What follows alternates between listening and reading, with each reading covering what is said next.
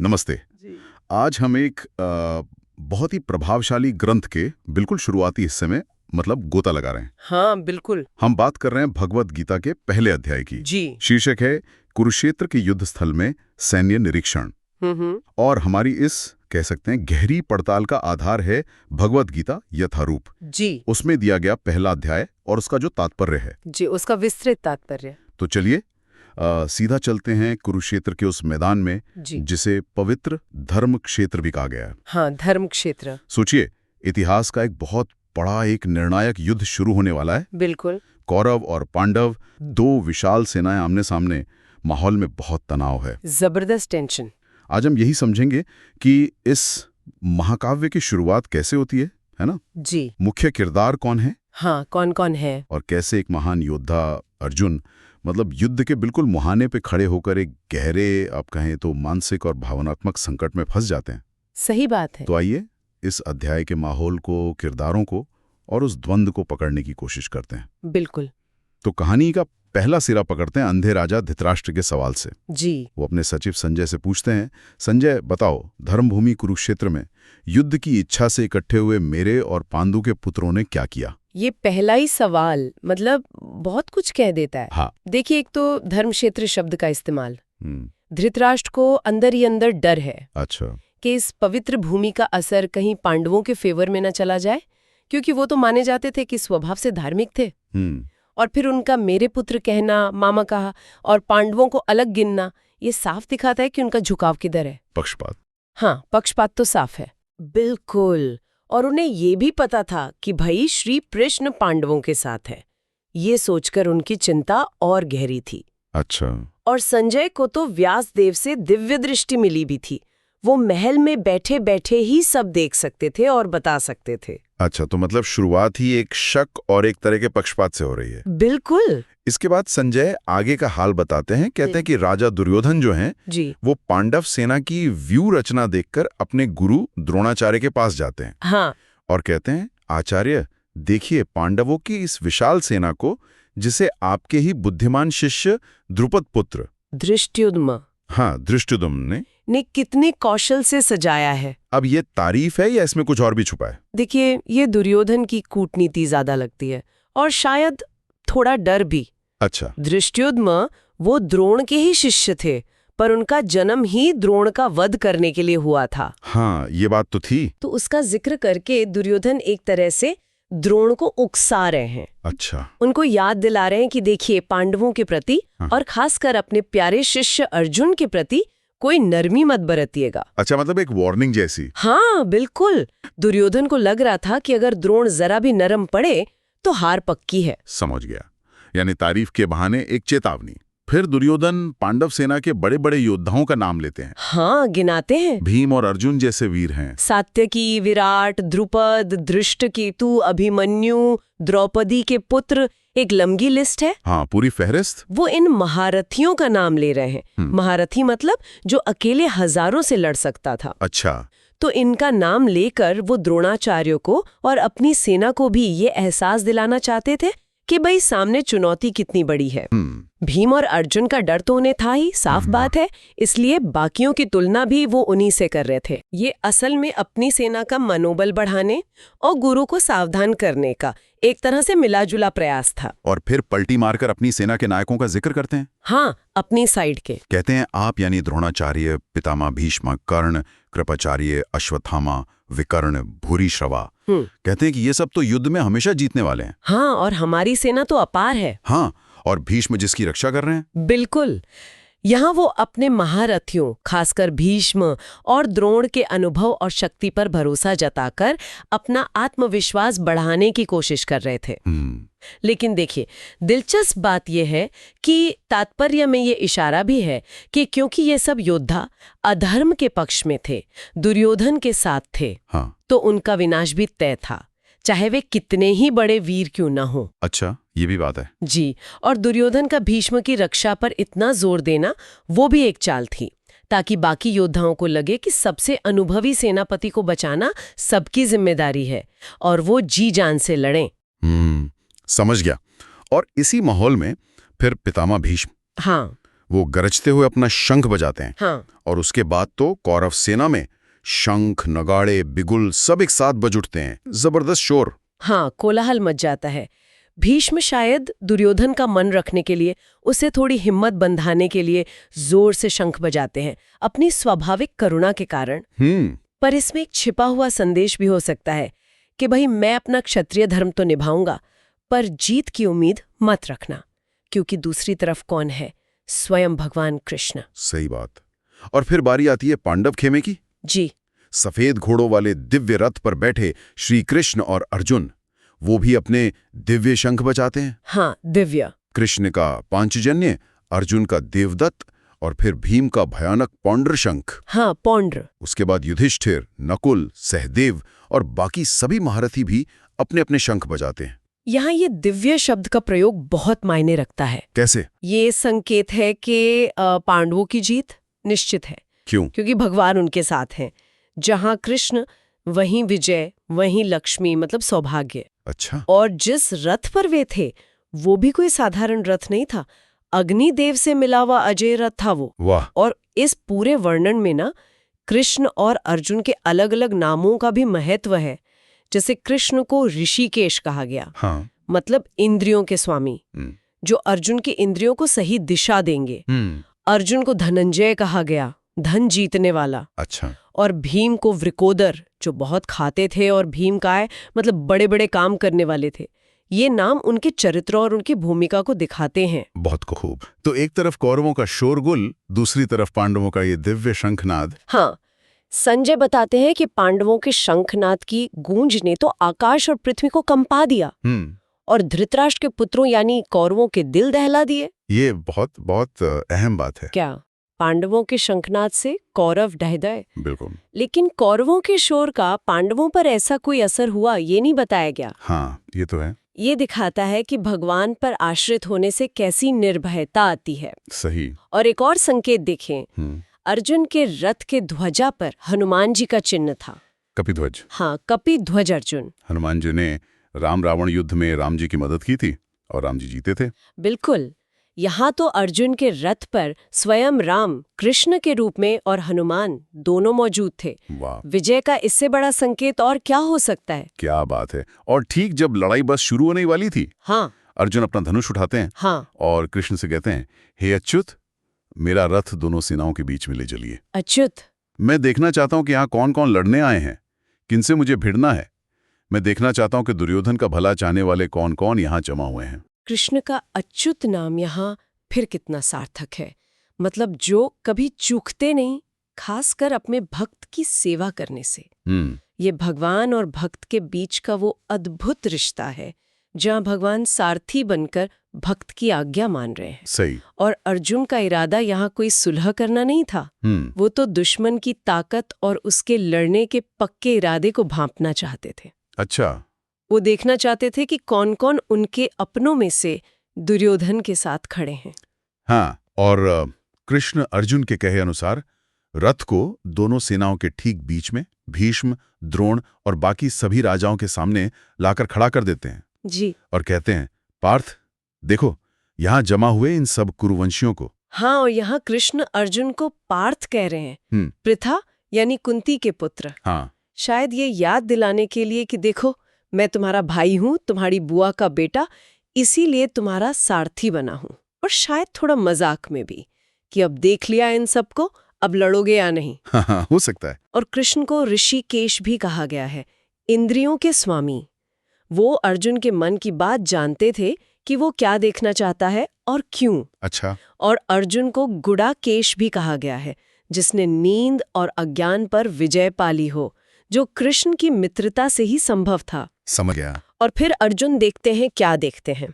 अपने पिता समान लोग, दादा, गुरु, मामा, भाई, बेटे, पोते, दोस्त, ससुर, शुभचिंतक। हाँ, सबके सब युद्ध के मैदान में दुश्मन सेना में खड़े हैं।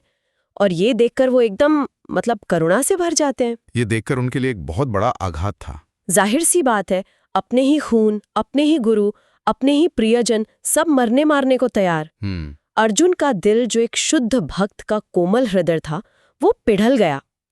ये उनकी कोई कमजोरी नहीं थी, बल्कि उनके नेक स्वभाव का प्रमाण था। अच्छा।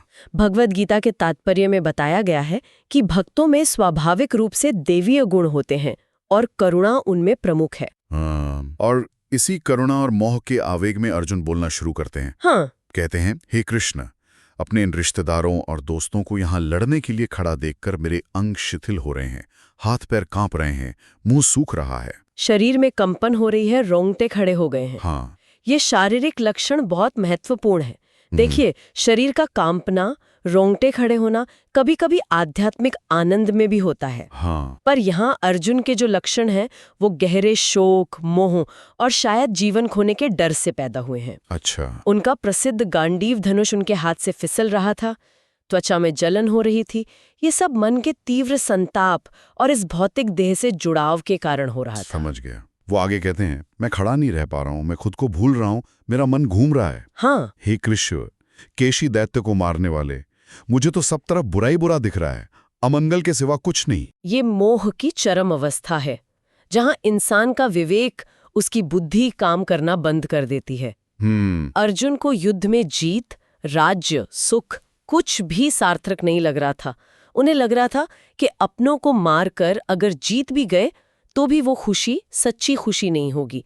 ये पूरी तरह से भौतिक स्तर का सोच विचार था। फिर वो सीधे मुद्दे पर आते हैं। हाँ। मुझे समझ नहीं आता कि अपनों को मारकर भला कैसे होगा। मुझे ऐसी जीत नहीं चाहिए, न ऐसा राज्य, न ऐसा सुख। हाँ। हे गोविंद, ऐसे राज्य, सुख या जीवन का भी क्या फायदा? जिनके लिए ये सब चाहिए वो तो खुद यहाँ मरने को खड़े हैं। यहाँ अर्जुन कृष्ण को गोविंद कह रहे हैं, जो इंद्रियों को आनंद देते हैं। हाँ। वो मानो पूछ रहे हैं कि मेरी इंद्रियों को सुख कैसे मिलेगा जब वो लोग ही नहीं रहेंगे जिनके साथ सुख भोगना है। ये दुनिया की आम सोचें हैं ना। बिल्कुल। हम चीजें दूसरों के साथ बांटने के लिए चाहते हैं, लेकिन अर्जुन यहाँ अपने क्षत्रिय धर्म को भूल रहे हैं, आत्मा के वास्तविक हित को भूल रहे हैं, जो भगवान की सेवा में है, न कि इस क्षणिक भौतिक सुख में। वो ये भी भूल रहे हैं कि ये युद्ध धर्म की स्थापना के लिए हो रहा है। वो और आगे बढ़ते हैं, कहते हैं, हे मधुसूदन, जब मेरे गुरु, पिता, पुत्र, दादा, मामा, ससुर, पोते, साले सब संबंधी अपना धन और जान लुटाने को तैयार मेरे सामने हैं, तो मैंने क्यों मारूं? भले ही वो मुझे मार डाले। हाँ, तीनों लोगों का राज मिले तो भी नहीं।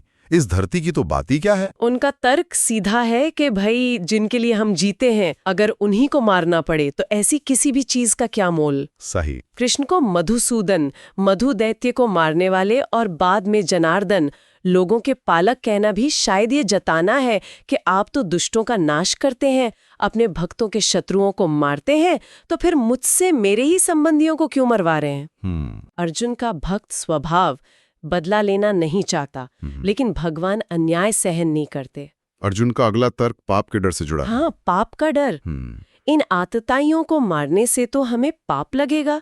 ये ठीक नहीं कि हम धृतराष्ट्र के पुत्रों और अपने मित्रों को मारे। हे माधव, लक्ष्मीपति, अपने ही कुटुंब को मारकर हम सुखी कैसे हो सकते हैं? देखिए, शास्त्रों में तो बताया गया है कि 6 तरह के आतताई होते हैं।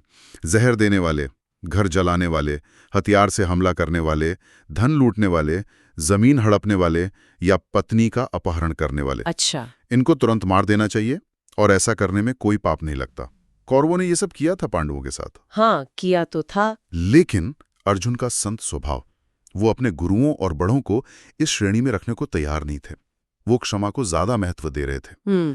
और कृष्ण को माधव यानी लक्ष्मी के पति कहकर शायद वो ये भी कह रहे थे कि आप तो सौभाग्य के स्वामी हैं, मुझे ऐसे काम में क्यों लगा रहे हैं जिससे अंत में दुर्भाग्य ही आए। उनका तर्क ये भी है कि भले ही औरों लोभ में अंधे होकर कुल का नाश करने या दोस्तों से धोखा करने में कोई बुराई न देखें, पर हम तो समझ रहे हैं ना। हम जो ये सब समझ रहे हैं, हम ये पाप क्यों करें? बिल्कुल।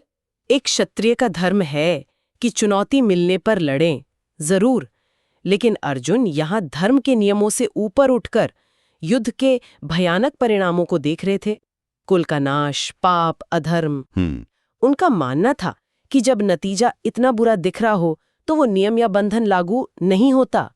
वो एक गहरी नैतिक दुविधा में फंस गए थे। और फिर वो युद्ध के सामाजिक दुष्परिणाम गिनाने लगते हैं। हाँ, समाज पर क्या असर पड़ेगा? कुल का नाश होने से पुरानी कुल परंपराएं नष्ट हो जाएंगी, परिवार में अधर्म फैल जाएगा। जी। हे कृष्ण, जब अधर्म बढ़ता है तो कुल की स्त्रियां दूषित हो जाती हैं और स्त्रियों के पतन से अवांछित संतानें, जी। वर्ण संकर पैदा होती हैं। हाँ, यहाँ अर्जुन वर्णाश्रम व्यवस्था और सामाजिक संतुलन बिगड़ने की चिंता जता रहे हैं, जैसा कि उस समय की सामाजिक मान्यताओं में था।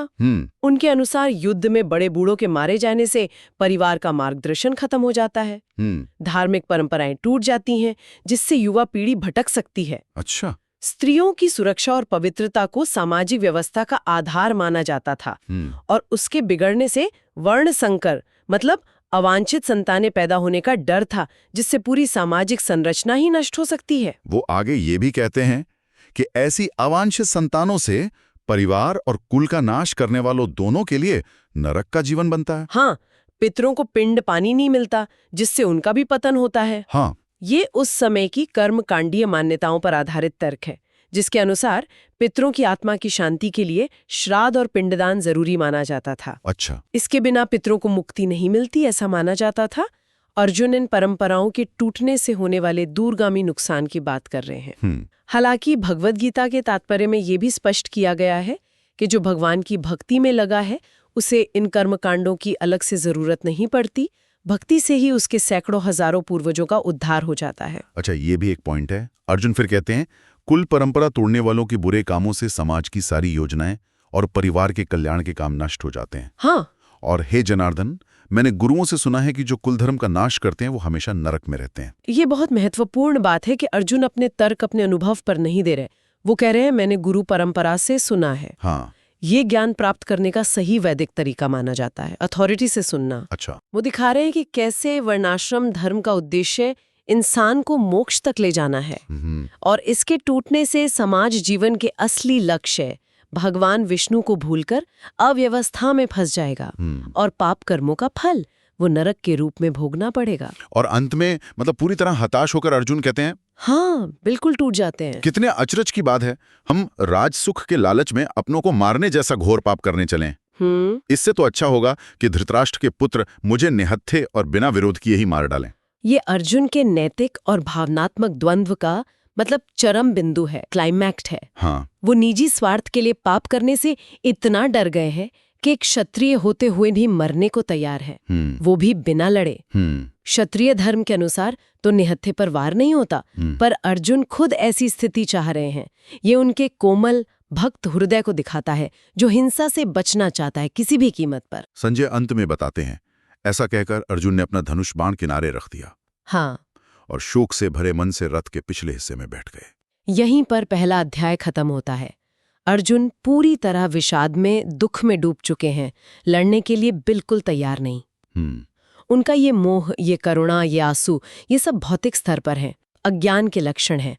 लेकिन यही स्थिति उन्हें आत्मज्ञान पाने का सही पात्र भी बनाती है। अच्छा, वो कैसे? क्योंकि अब वो पूरी तरह से असहाय महसूस कर रहे हैं और समाधान के लिए कृष्ण की ओर देखने को तैयार हैं।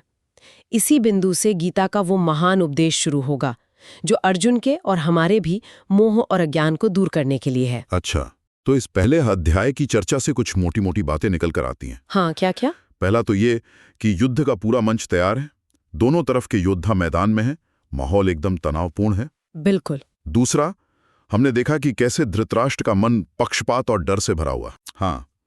तीसरा, दुर्योधन का आत्मविश्वास ऊपरी है, पर अंदर से वो पांडवों की एकता और कृष्ण के साथ होने से चिंतित भी है। सही। और चौथा, जो सबसे अहम है, वो है अर्जुन का गहरा विषाद। अपनों को सामने देखकर उनकी करुणा, उनका मोह उन्हें युद्ध से विमुख कर देता है। बिल्कुल। वो पाप, कुलनाश, नरक के डर जैसे कई तर्क देते हैं लड़ाई ना करने के लिए। बिल्कुल। ये अध्याय एक जबरदस्त नैतिक और भावनात्मक संकट को हमारे सामने रखता है। हाँ। ये दिखाता है कि कैसे एक महान योद्धा भी कर्तव्य और भावनाओं के भंवर में फंस सकता है, और यही संकट आगे आने वाले गहन आध्यात्मिक ज्ञान की जमीन तैयार करता है। बिल्कुल सही। लेकिन ये सोचना जरूरी है कि हजारों साल पुराने इस वाकये की आज क्या अहमियत है। मतलब हम अर्जुन की इस दुविधा से क्या सीख सकते हैं आज के जमाने में? देखिए, अर्जुन की स्थिति कोई अनोखी नहीं है अगर हम सोचें तो। हाँ। हम सबके जीवन में ऐसे मोड़ आते हैं बिल्कुल। जब कर्तव्य और भावनाओं में टकराव होता है ना? जब सही गलत का फैसला करना बहुत मुश्किल हो जाता है। हाँ, ये तो होता है। अर्जुन का मोह अपनों के प्रति लगाव, भविष्य की चिंता, परंपरा टूटने का डर, ये सब भावनाएं आज भी उतनी ही प्रासंगिक है, उतनी ही रिलेटेबल है। हाँ, ये बात तो है। अर्जुन के तर्क हमें सोचने पर मजबूर करते हैं कि हम अपने फैसलों में किन चीजों को प्राथमिकता देते हैं। क्या हम कभी निजी रिश्तों या डर की वजह से अपने जरूरी कर्तव्यों से पीछे हट जाते हैं? बिल्कुल। ये अध्याय एक तरह से आत्ममंथन का, सेल्फ रिफ्लेक्शन का बुलावा है। अर्जुन की तरह क्या हम भी कभी मोह या डर के कारण सही रास्ता देखने से चूक जाते हैं? क्या हम अपने फैसलों के पीछे की असली वजहों को समझते हैं?